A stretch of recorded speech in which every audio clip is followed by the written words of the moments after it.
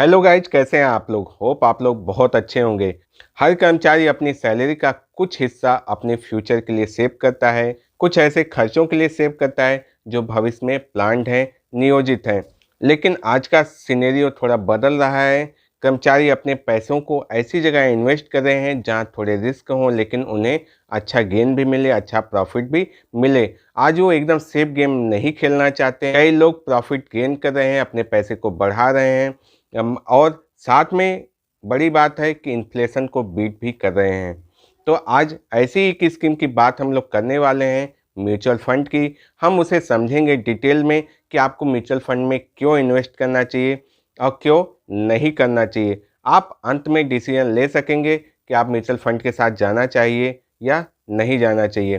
फिलहाल मेरी जो भी रिकमेंडेशन होगी वो भी मैं आपको वीडियो के अंत में दूंगा, तो वीडियो के अंत तक बने रहिएगा। चलिए शुरू करते हैं। नमस्कार दोस्तों, मैं कुंवर जैन सिंह आपके अपने चैनल फाइनेंस की पाठशाला में आप सभी का स्वागत करता हूं। यहां पर हम फाइनेंस की नॉलेज लेकर फाइनेंशियल फ्रीडम की ओर अपने कदम आगे बढ़ाते हैं। दोस्तों, मैं इस चैनल पर फाइनेंस से संबंधित डिफरेंट टॉपिक्स पे वीडियो लाता रहता हूं। अगर आप मेरे चैनल पर नए हैं, पहली बार आए हैं, चैनल को सब्सक्राइब जरूर कर लीजिएगा, बेल आइकन बटन को प्रेस जरूर कर लीजिएगा। चलिए दोस्तों, शुरू करते हैं।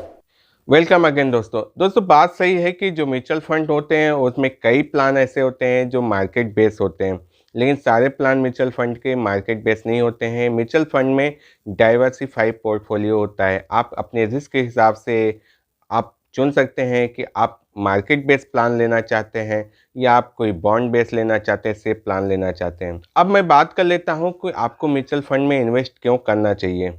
देखिए, होता क्या है कि हम लोग शेयर मार्केट से इस नाम पे डर जाते हैं कि यहाँ पर मार्केट में हमें जानकारी नहीं है, हमारे पैसे डूब जाएंगे। हम मार्केट को वॉच नहीं कर पाते, कौन सी कंपनी परचेज करें, किस में कितना इन्वेस्ट करें और कब निकलें, सारी चीज़ें। लेकिन म्यूचुअल फंड में सबसे अच्छी बात है कि यहाँ पर प्रोफेशनली मैनेज्ड होता है आपका fund. Well educated, well trained, well experienced person आपके फंड को मैनेज करते हैं। दूसरी बात कि म्यूचुअल फंड उन सभी लोगों के लिए है जो अपने पैसे को ग्रो करना चाहते हैं। वो अपने रिस्क एपेटाइट के अनुसार म्यूचुअल फंड में विकल्प चुन सकते हैं। यहाँ पर कम रिस्क लेने वालों के लिए भी प्लान है और हाई रिस्क लेने वालों के लिए भी प्लान है जो हाई रिस्क के हाई गेन लेना चाहते हैं। तो ऐसा नहीं है कि आपको रिस्क नहीं लेना है तो आपके लिए म्यूचुअल फंड में कोई विकल्प नहीं है। तो यहाँ पर आप अपने रिस्क एपेटाइट के अनुसार, अपनी क्षमता के अनुसार विकल्प चुन सकते हैं, प्लान चुन सकते हैं। तीसरी बात दोस्तों कि म्यूचुअल फंड में इन्फ्लेशन को बीट करने की क्षमता होती है। नॉर्मली कोई भी म्यूचुअल फंड जो देखे गए हैं वो आपको 12% से ऊपर का रिटर्न देते हैं, जो कि मार्केट में उपलब्ध किसी भी और प्लान में संभव नहीं है। यहाँ पर जो सबसे अच्छी चीज़ मिलती है वो है आपका बेनिफिट्स ऑफ का पावर ऑफ कंपाउंडिंग। यहाँ पर आप चक्रित ब्याज का आपको लाभ मिलता है, इसलिए आपका फंड टाइम के साथ बहुत अच्छा ग्रो करता है, बहुत अच्छा रिटर्न आपको मिल सकता है। साथ में इसमें लिक्विडिटी बहुत होती है, अर्थात आप जब चाहें अपने फंड को यहाँ पर सेल कर सकते हैं, अपना पैसा आप वापस ले सकते हैं। हाईली लिक्विड होता है, तरलता पैसे की बहुत ज़्यादा होती है। ओपन एंडेड स्कीम जो भी आपकी होती हैं। लेकिन अगर आप यहाँ पे टैक्स सेविंग ऑप्शन लेना चाहते हैं, आप चाहते हैं कि आपका म्यूचुअल फंड में इन्वेस्ट भी हो, पैसा भी ग्रो करे, साथ में आपको टैक्स बेनिफिट भी मिले, तो आप यहाँ पर ऐसे जो भी प्लान लेंगे उनमें 3 साल का लॉक इन होगा, अर्थात आप 3 साल से पहले उस पैसे को नहीं निकाल सकें। लेकिन आप इस चीज़ को गौर कीजिएगा, मार्केट में कोई भी इतने कम लॉक इन पीरियड के साथ उपलब्ध स्कीम नहीं है।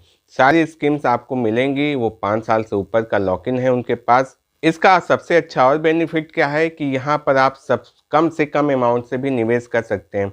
कुछ ऐसे भी प्लान्स हैं जहाँ पर आप 100 रुपये में भी इन्वेस्टमेंट शुरू कर सकते हैं और मैक्सिमम की तो कोई सीमा नहीं है। आपके पास जितनी भी पूंजी है आप अपनी क्षमता अनुसार, अपने रिस्क अनुसार उसे लगा सकते हैं, पैसे को ग्रो कर सकते हैं। यहाँ ये कास्ट इफिशिएंट भी है। यहाँ पर जो भी आपके मैनेजमेंट के खर्चे होते हैं वो भी बहुत ज़्यादा नहीं होते हैं। आप कहें तो इतने होते हैं कि आप आराम से उसे पे कर सकते हैं, और वो भी आपके जो भी इंटरेस्ट रिटर्न्स होते हैं उसमें से डिडक्ट होते हैं, आपके मूलधन से वहाँ नहीं होते हैं।